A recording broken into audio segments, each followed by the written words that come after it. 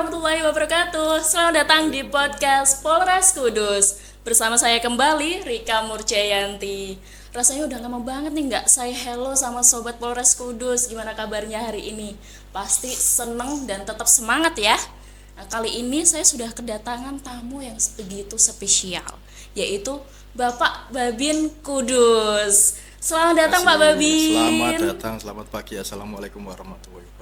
Waalaikumsalam. Gimana kabarnya hari ini Pak Babin? Alhamdulillah sampai saat ini saya sendiri kabarnya sehat-sehat selalu. Semuanya adalah berkat doa dari Sobat Polres Kudus. Sebagian masyarakat Kudus pasti nggak asing lagi lah sama Pak Babin satu ini. Tapi biar lebih afdol, monggo perkenalan diri Bapak. Perkenalkan, nama saya Ahmadi, pangkat Aibtu.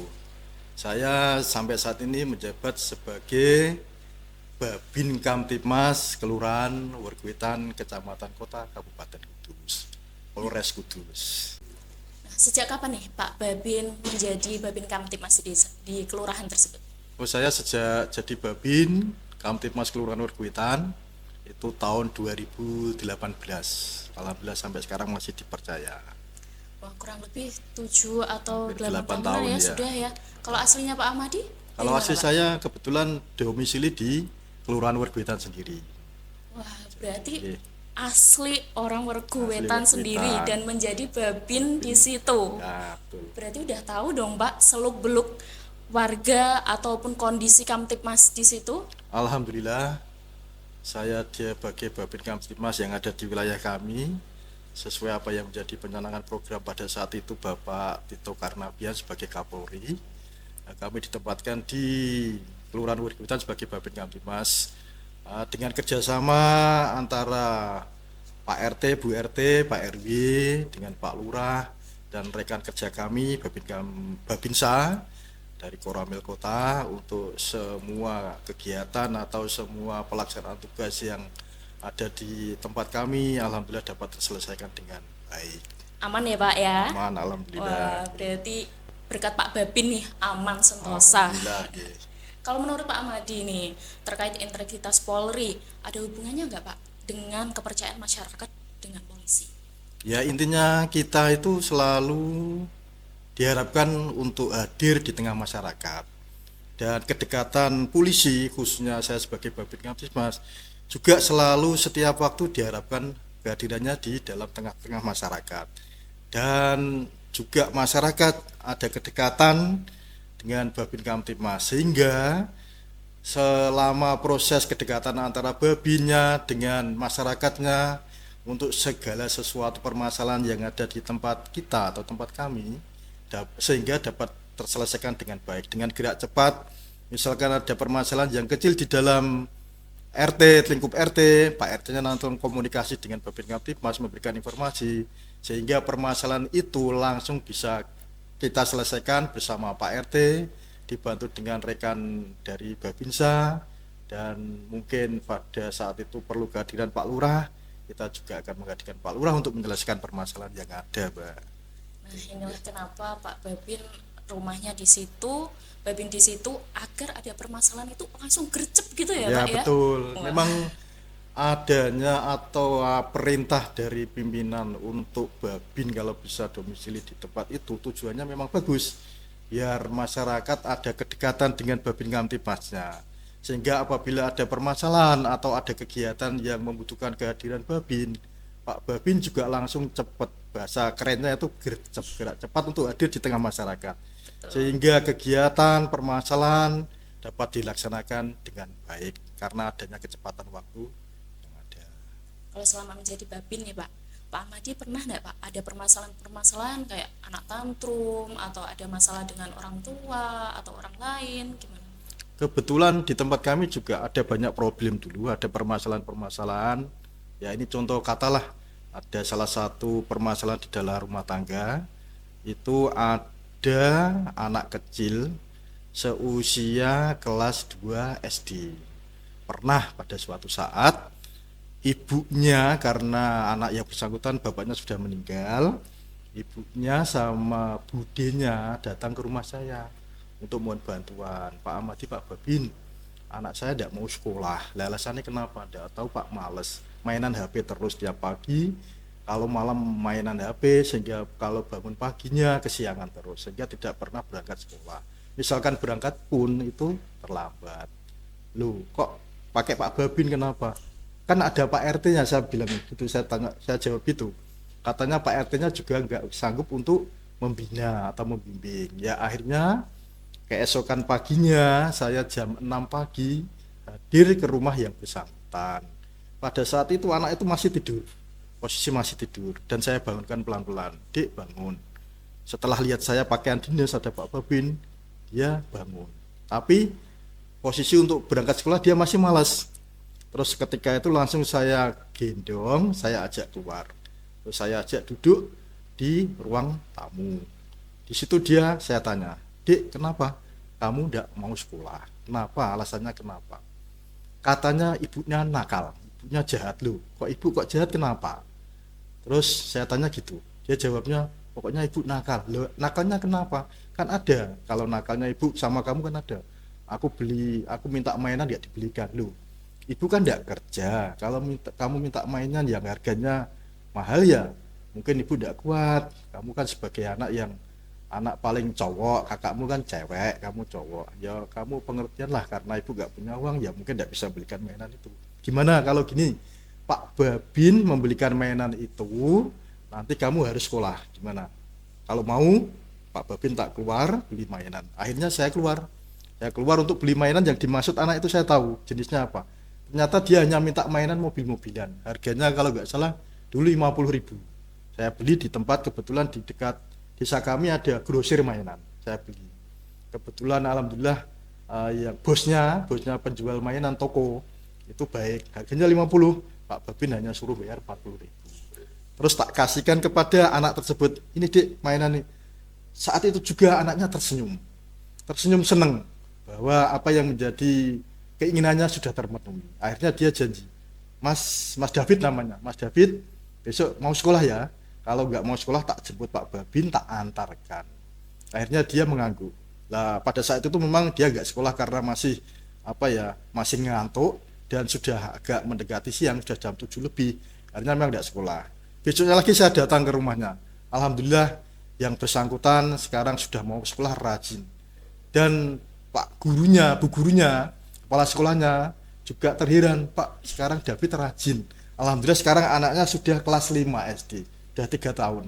Tiap hari kita pantau, kita lewat budinya. Bahkan sampai saya buat semacam voicemail yang intinya saya bangunkan, Mas David, ayo Mas sekolah Mas. Kalau nggak mau sekolah, Pak Amadi ke situ loh ya, tak jemput. Nah, dengan voicemail itu dia takut, sehingga setiap hari dia rajin sekolah.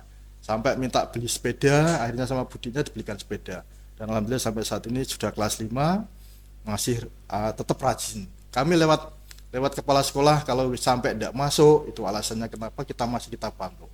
Alhamdulillah sampai sekarang anaknya rajin. Jadi seakan-akan itu ya seperti anaknya Pak Babin. Kalau saya datang ke sekolahnya atau ke rumahnya, dicari bapakmu Pak Babin. Begitu pengalaman salah satu yang ada di tempat kami. Berarti kinerja Pak Babin ini bukan hanya permasalahan anak-anak, tapi permasalahan yang lain juga ya Pak. Ada, rumah tangga. Pokoknya inilah kenapa Pak Babin ini dijuluki garda terdepan kepolisian.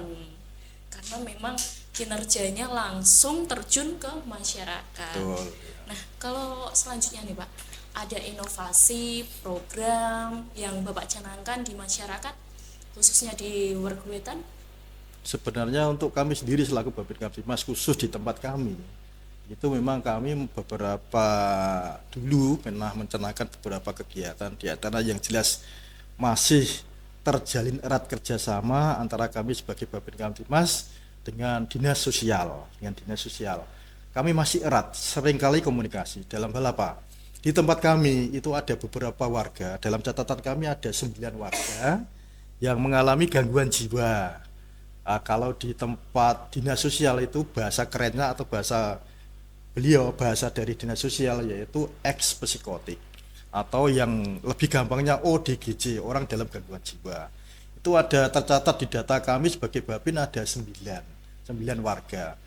Itu yang cewek ada tambah 2, ada tambah 1 berarti 2 ceweknya, yang sisanya cowok.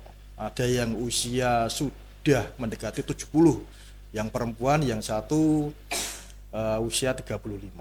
Rata-rata itu, yang lainnya cowok itu rata-rata 35 sampai 40-an, mendekati 50. Itu bentuk kerjasama kami. Setiap periode secara intens kami pantau. Saya sebagai Babin itu memang sering hadir ke rumahnya untuk memantau kondisinya, keadaannya. Memang kuncinya kalau mengalami gangguan jiwa itu, kalau sudah masuk ke rumah sakit atau sudah pernah melaksanakan atau sudah pernah dirawat di rumah sakit, itu di tempat kami, di tempat Kudus itu ada spesialis khusus untuk penanganan ODGJ di Rumah Sakit Lukmono Hadi. Itu kalau sudah keluar dari situ, memang obat yang diberikan dari dokter itu harus diminum secara teratur. Dan alhamdulillah sampai saat ini saya kerjasama dengan dinas sosial itu mencanangkan pemberian bantuan sosial berupa uang. Kami mengusulkan bantuan itu lewat Gubernur Jateng pada saat itu dijabat Bapak Ganjar. Sampai sekarang Pak Lutfi masih jalan, alhamdulillah. Langsung diambil oleh Pak Lutfi, masih jalan. Untuk masing-masing personel itu mendapatkan bantuan sebanyak 370.000 setiap bulannya, diterima masing-masing ex-psikotik bahasanya. Alhamdulillah sudah terjalin lancar dan komunikasi, sehingga untuk bantuan itu bisa dicairkan melalui Bank Jateng setiap bulannya. Sudah diterima langsung kepada yang bersangkutan. Kalau pas yang bersangkutan dipanggil tidak ada, bisa lewat keluarganya. Gitu, Mbak. Tugasnya Pak Babin itu berat sekali, Asik. kompleks banget, ngurusi ODGJ juga. Betul. Wah, ini awalnya ODGJ memang meresahkan masyarakat sehingga Pak Babin berpikir ODGJ meresahkan masyarakat, oke lah kita bina gitu. Awalnya begitu atau gimana? Dalam kegiatan pelaksanaan tugas kami dalam penanganan ODGJ atau ex-psikotik yang ada di tempat kami, khususnya Kelurahan Urwetan, itu yang namanya orang dalam gangguan jiwa secara tidak langsung memang mengganggu. Memang mengganggu karena apa? Kalau pada saat dia over atau bahasa Jawanya kumat, itu nanti juga akan mengganggu lingkungan. Kalau mereka selalu over, biasanya mengganggu, merusak. Tapi di tempat kami tidak semuanya lah, hanya 1-2 yang bersifat kadang merusak, itu pun juga tidak parah. Merusak paling ya hanya pot dipecah itu aja. Tapi alhamdulillah berkat kerjasama dengan warga, kami dapat menangannya dengan baik. Dan alhamdulillah untuk warga kami yang mengalami ex-psikotik atau dalam gangguan jiwa itu dapat kami pantau, dan semuanya alhamdulillah sampai sekarang masih terkendali, masih aman, tidak ada gangguan. Untuk Sobat Polres Kudus, kami harapkan dalam penanganan ODGJ atau ex-psikotik, jangan dikucilkan mereka. Jangan sampai mereka selalu diingatkan dengan masalahnya, sehingga dengan kita akan mengingatkan masalahnya, dia akan kambuh terus. Jadi kita sebagai masyarakat harus membimbing dia, mendekati, tapi tetap berhati-hati. Mendekati, dan yang keluarganya juga aktif mengingatkan kepada si pasien untuk selalu rutin minum obat yang diberikan dari rumah sakit. Dan alhamdulillah untuk rumah sakit memberikan obat secara gratis. Setiap obatnya habis, nanti keluarga harus aktif untuk mengambil di rumah sakit rujukan. Seperti di tempat kita itu ada rumah sakit Lukmono Hadi, nanti bisa ngambil di situ. Dan mungkin dari mereka pasien bisa terkendali kondisinya itu dengan obat, memang harus dengan obat. Di samping itu juga bantuan dari lingkungan, kepedulian lingkungan, dan kepedulian dari keluarga. Jadi kami harapkan untuk mereka jangan dikucilkan. Tetap kita saling bahu-membahu bersama RT, bersama keluarga, bersama lingkungan untuk selalu mendampingi mereka agar jangan sampai bahasa Jawanya kumat lagi. Begitu, Mbak. Betul. Ya. Kalau untuk program-program selanjutnya selain yang tadi ada lagi enggak, Pak? Ada di tempat kami, itu saya sendiri juga kebetulan selaku seniman juga, pelaku seni, khususnya seniman barungan. Di tempat kami itu di Kelurahan Urwetan ada grup barungan juga, kesenian barungan Irka Budoyo.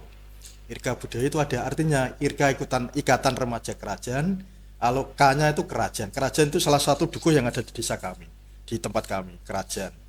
Jadi kerajaan itu adalah pemberian nama dari sesepuh kita. Jadi tidak bisa kita tinggalkan. Ada beberapa dukuh, ada 5 itu. Dukuh Kerajaan, 5 Tukang, Dukuh Tempel, Dukuh Pondok Rejo, sama Dukuh Bendan Rejo. Semuanya ada maknanya. Di tempat kami kebetulan saya domisili di Dukuh Kerajaan. Di situ ada berdiri sebuah paguyuban atau grup kesenian Barungan yang saya pimpin langsung. Dan kebetulan saya sendiri juga menjadi ketua paguyuban seniman Barungan se-Kabupaten Kudus atau disingkat Paseban. Sampai saat ini masih menjabat. Untuk anggota kami itu ada beberapa grup kesenian Barungan yang ada di se-Kabupaten Kudus. Dan alhamdulillah kemarin juga saya mendapatkan kepercayaan dari masyarakat Kabupaten Kudus dengan saya dijadikan anggota sekaligus sebagai seksi pelestari kebudayaan di dalam Komite Seni Budaya Nasional atau disingkat KSB. Kemarin pada tanggal 8 Mei dikukuhkan atau diresmikan oleh sebenarnya yang hadir harusnya Pak Bupati, karena Pak Bupati masih ada acara di luar kota. Alhamdulillah kemarin dihadiri Pak Kapolres, Pak Kajari, dan sama Pak Dandim. Pelaksanaan pengukuhannya ada di PO Haryanto. Dan alhamdulillah program-program sudah kami susun untuk kegiatan kedepannya, untuk pelestarian budaya yang ada di kabupaten secara keseluruhan. Kalau yang paguyuban Barungan Paseban itu khusus Barungan, tapi yang KSBN itu mencakup semua kesenian yang ada di Kabupaten Kudus. Dan alhamdulillah kemarin pada tahun setelah corona sekitar tahun 2022 ya kalau tidak salah, seingat saya itu kesenian Barungan sudah dikukuhkan menjadi kesenian budaya tak benda, atau dalam artian catatan di dalam kesenian nasional di dalam Menteri Kebudayaan, Pariwisata dan Kebudayaan itu di Barungan sudah dikukuhkan menjadi suatu kebudayaan yang tertulis yang ada di tingkat nasional. Alhamdulillah perjuangan dari rekan-rekan seniman budaya khususnya Barungan sudah terkabul cita-citanya untuk Barungan menjadi sebuah kesenian yang diakui secara nasional. Jiwanya Pak Babin ini jiwa seninya luar Terima biasa. kasih. Wah, sudah menjadi ketua Barungan. Terus pelatihnya juga termasuk Pak? Pelatihnya juga. Waduh. Saya juga harus kadang ikut main. Ada mungkin salah satu alat yang saya mainkan paling ya gong sama kenong. Kalau trompet memang sulit, harus bakat. Kalau trompet itu harus bakat. Tidak bisa latihan. Ya bisa, tapi memang kalau nggak bakat memang agak kesulitan. Terus di samping itu saya juga ikut main. Kalau pas ada grup yang main kurang personil, biasanya nelpon Pak Ahmadi, Pak saya mau main Pak di sini, silakan merapat. Nah, akhirnya saya juga ikut main di situ. Ya, namanya kita ikut main ya juga mereka juga dapat bayaran lah istilahnya. Kita juga sedikit lah dapat. Itu keuntungan kita dekat dengan masyarakat, kita juga akan diperhatikan oleh masyarakat. Betul. Pak, selama Pak Ahmadi selama menjadi Babin Kamtimas ada kendala mungkin? Ya kalau kendala pasti ada. Yang namanya kita hidup di tengah masyarakat, yang berhubungan langsung dengan masyarakat, apalagi berhubungan dengan Kamtibmas, itu pasti ada sobat, pasti ada. Di antaranya mungkin kita harus penanganan kasus-kasus tertentu yang membutuhkan tenaga ekstra dan membutuhkan kehati-hatian. Jangan sampai kita dalam penanganannya itu berpihak pada salah satu pihak. Kita harus di tengah-tengah. Nah, kita tidak boleh pihak si A si B. Kita harus konsisten bahwa kita sebagai Babin, kita di tengah masyarakat, di dalam permasalahan kita juga harus di tengah-tengah mereka. Dan alhamdulillah dengan kedekatan saya sebagai Babin di tengah masyarakat dekat dengan Pak Babinnya, permasalahan sampai sedetik ini semuanya permasalahannya nol, bisa diselesaikan dengan baik dan lancar tanpa meninggalkan ekses atau tanpa meninggalkan problem. Semuanya adalah berkat bantuan dari warga lingkungan, dari Pak RT, Pak RW, Pak Lurah, dan dibantu dari rekan kami Pak Babinsa. Jadi kami harapkan untuk warga kalau apabila ada permasalahan sekecil apapun minimal bisa kontak lah atau bisa memberikan informasi pada Pak Babinnya. Nanti di tengahnya itu kalau Pak Babinnya bisa menyelesaikan ya alhamdulillah. Kalau memang masih ada permasalahan yang belum bisa terselesaikan oleh Pak Babin, nanti bisa diangkat di tingkat kesatuan. Misalkan kalau saya ini kan di Kelurahan Werkwitan kan di dalam naungan kecamatan atau di Polsek Kudus Kota. Kita bisa konfirmasi sama Pak Kapolseknya, nanti biar bisa diselesaikan di tingkat satuan kita. Begitu, Mbak. Kalau harapannya nih Pak, harapan kepada pimpinan terhadap jenengan sebagai Babin Kamtibmas, ada nggak Pak? Harapan kami selaku Babin Kamtibmas memang itu selalu ada harapannya kepada bapak-bapak pimpinan pejabat kita, itu mohonlah untuk Babin Kamtibmas tetap diperhatikan. Kita memang segala perjalanan kita memang membutuhkan biaya, di antaranya alhamdulillah untuk sampai saat ini satuan sudah memperhatikan kita, ada semacam bensin untuk kita, fasilitas sepeda motor, terus ada fasilitas-fasilitas yang lainnya. Alhamdulillah juga dari pimpinan kami juga memikirkan, dan mohon dari warga, kami selaku Babin Kamtibmas untuk warga tetap konsisten selalu dekat dengan Pak Babinnya, dan kami juga berusaha untuk selalu dekat dengan masyarakat sehingga segala permasalahan atau kegiatan dapat diselesaikan dengan baik dan lancar, Mbak. Amin. Terakhir nih Pak, pesan-pesan Pak Babin kepada masyarakat, khususnya masyarakat warga Kudus semuanya. Untuk pesan kami selaku Babin Kamtibmas agar warga binaan, khususnya di warga kami ya yang saya sampaikan, atau secara umum Kabupaten Kudus, untuk masyarakat jangan sungkan-sungkan untuk memberikan informasi sekecil apapun kepada Pak Babinnya, Babin Kamtibmas, atau di situ kan ada Pak Babinsa. Kalau nggak ketemu Pak Babin Kamtibmas, bisa ketemu Pak Babinsa, diinformasikan kepada Pak Babinsa. Nanti berjenjang Pak Babinsa bisa kontak atau konfirmasi dengan Pak Babin Kamtibmas. Jadi segala sesuatu yang terjadi di masyarakat, mohon sekiranya warga aktif memberikan informasi kepada Pak Babin, biar Pak Babinnya nanti jangan sampai terdadak, jangan sampai ketinggalan. Saya juga berharap saya sebagai Babin jangan sampai saya tidak tahu permasalahan yang ada di tempat kami. Jadi untuk warga, Pak RT, Pak RW, dan instansi-instansi yang ada di dalamnya dapat bekerja sama dan selalu memberikan informasi secara aktif pada kami. Jadi nantinya kegiatan atau situasi Kamtibmas yang ada di tempat kita bisa terjaga dengan baik. Gitu, Mbak. Harapan kami selaku Pak Babin. Iya, sangat menginspirasi sekali ini Pak. Semoga Pak Babin diberi kelancaran dalam Amin. tugasnya, Amin. sehat-sehat terus Terima Pak kasih. Babin. Amin, amin, amin. Sekian podcast untuk kali ini. Jangan lupa like, komen, dan subscribe.